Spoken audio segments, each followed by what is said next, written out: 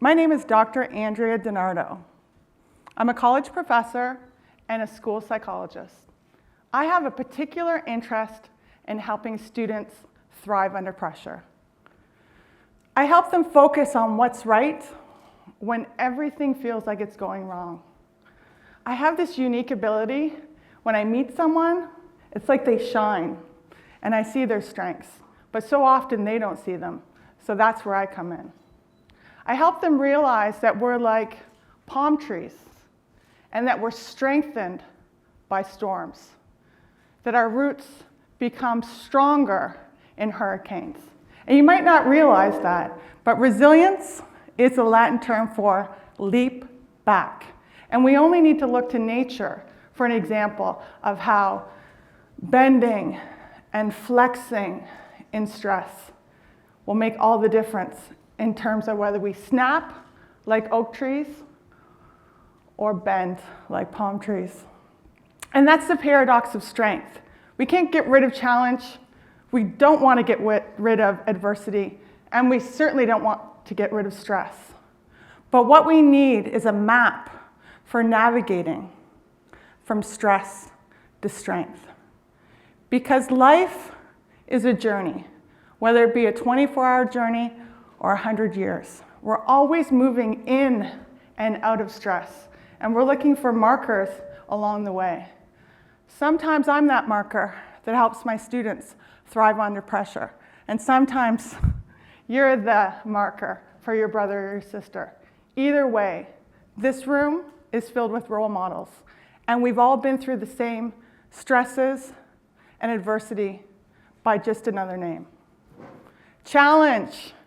Speaking of challenge, what makes the difference between thrivers and non-thrivers is how they perceive challenge. Put your hand up if you've experienced a challenge already today. Most excellent, because this talk is all about you. And I'm going to help show you how challenge is your opportunity. So you're driving down the highway of life, and you have an idea where you're going on the 401, and then you hit a sign that says wrong way. That wrong way could be that relationship that just ended, that failing mark on an exam, or even more unfortunate, some kind of health scare.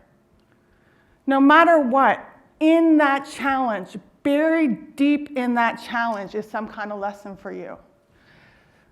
The kind of lesson that once you've learned it, you'll take a different road instead of the 401. Maybe you'll take Highway 3, whatever it is. So for example, if the challenge is a mark on an exam, maybe a series of marks that you don't do well of, the lesson might be that this program's not for you. Or when you start to get a little more honest with yourself, maybe you just didn't study for those tests. Either way, you might learn about perseverance, determination, and my biggest strength is hope. Belief, optimism, that no matter what I do, somehow I'll make it through. Because this journey isn't just one day, and it might be a 4-year degree in collaborative nursing, or a degree in biology, or media, or whatever it is.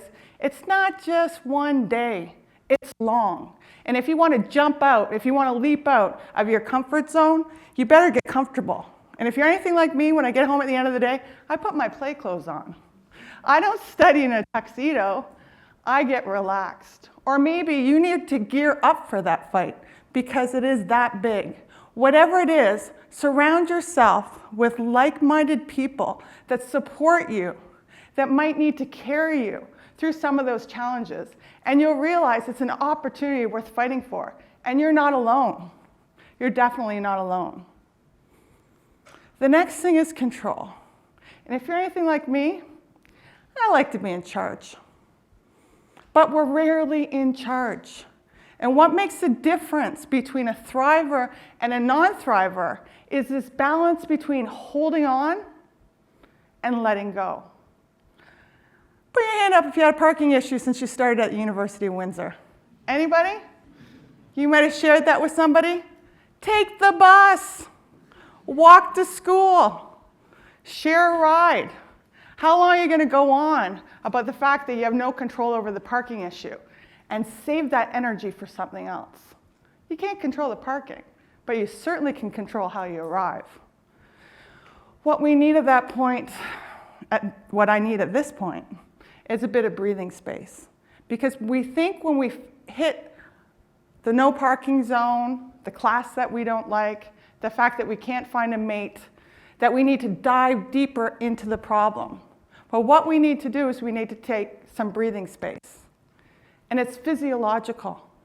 Because our brain, when it's faced with any kind of threat, and that's why we want to reduce the threat, it goes into our animal zone, our amygdala, and it prepares for fight or flight.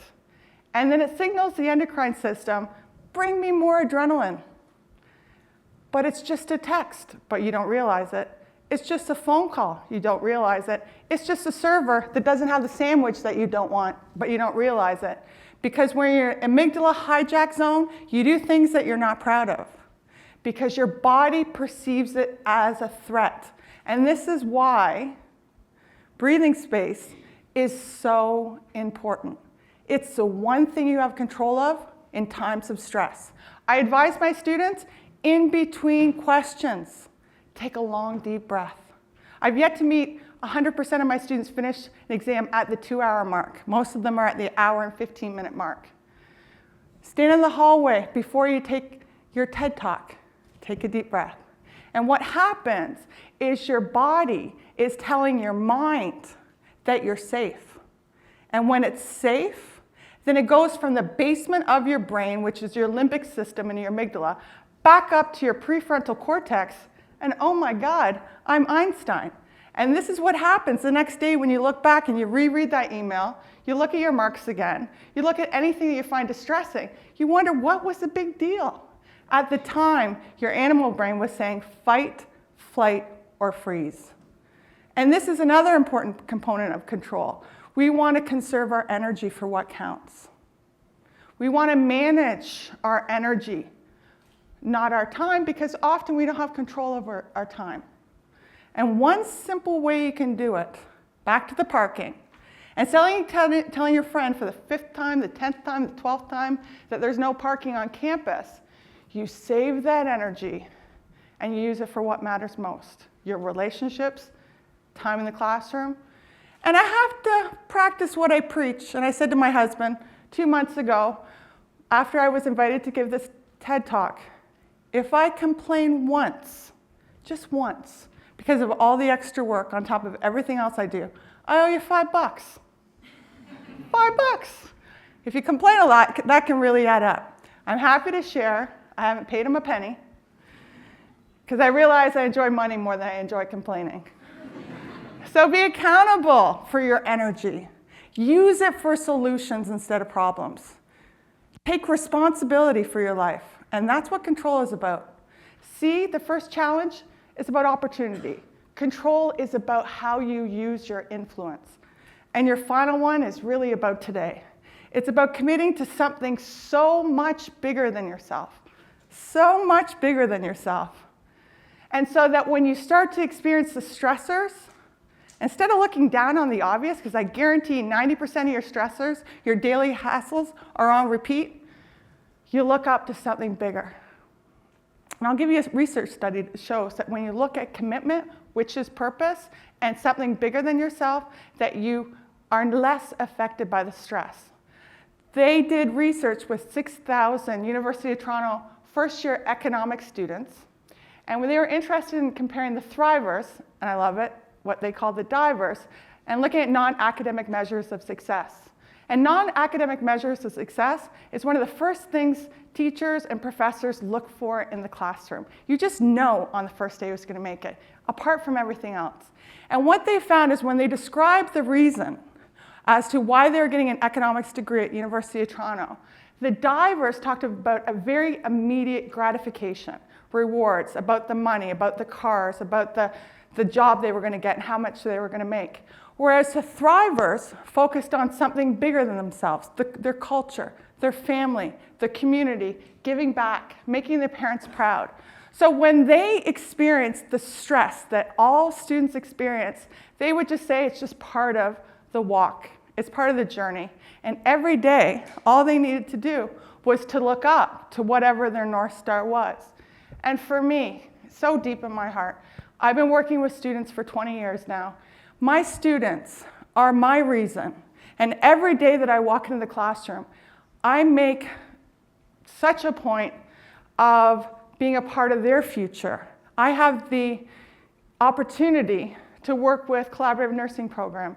And it is a tough program. And they don't realize it, but they do now. I take them through the 3 C's of thriving under pressure in the first 10 minutes of every class.